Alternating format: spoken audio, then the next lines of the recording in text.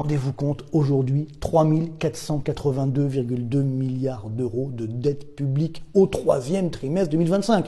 L'année n'est pas encore terminée, on pourrait peut-être même battre les records, dépasser les 3 500 milliards. Enfin, vous voyez, on donne des chiffres incroyables, justement, qui finalement n'émeuvent personne, mais qui sont vraiment dramatiques. Et regardez l'augmentation, donc depuis le début 2020, 1094,8 milliards d'euros d'augmentation de cette dette public, vous vous rendez compte? Alors c'est ce qu'on va voir là aussi, parce que normalement on pourrait se dire oui, mais par rapport au PIB ça se calme. Ben non, justement, c'est ça le drame, ça augmente encore plus. Regardez bien, on est à 117,4% du PIB. Et oui, parce qu'en fait le PIB a très peu augmenté en valeur augmentée de l'inflation, parce que l'inflation a même été assez faible au troisième trimestre. Donc ce qui veut dire que là aussi on a une dette publique qui a augmenté beaucoup plus que le PIB. Et donc finalement, regardez bien, on avait un record historique à 117,8% du PIB au premier trimestre 2021. C'était bien sûr à l'époque les conséquences de la gestion du Covid, etc. On avait dérapé complètement. Puis le PIB français avait baissé, donc forcément le ratio avait fortement augmenté. Mais là, ça y est, on n'est plus qu'à 0,4 points du record historique du premier trimestre 2021.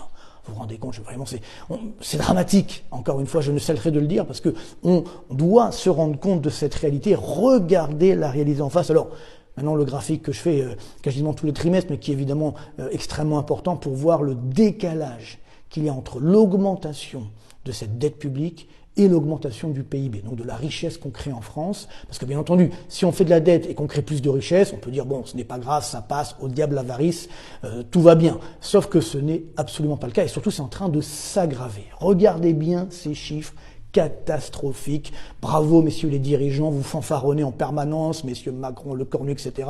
Regardez dans quel état vous avez mis la France. Voilà.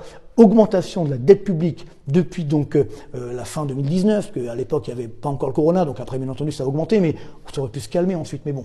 1094,8 milliards d'euros, on vient de le voir, mais surtout regardez bien sur la même période, le PIB, donc la richesse qu'on crée en valeur, c'est-à-dire augmenter de l'inflation, donc normalement ça booste un petit peu le chiffre.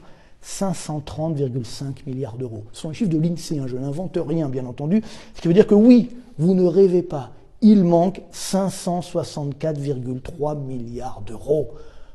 C'est incroyable. Comment peut-on accepter ça? Comment peut-on accepter une telle catastrophe? Vous voyez cet écart. Alors bien sûr, on me dit oui, mais la dette, c'est un stock de dette, alors que le PIB, c'est un flux de revenus. Bien entendu, je n'arrête pas de le dire. Ce qui compte justement, c'est d'observer la variation, les écarts de variation entre cette dette et la richesse qu'on crée. Parce que si, encore une fois, la richesse qu'on crée augmente plus que la dette, tout va bien. Mais vous voyez que ce n'est absolument pas le cas aujourd'hui.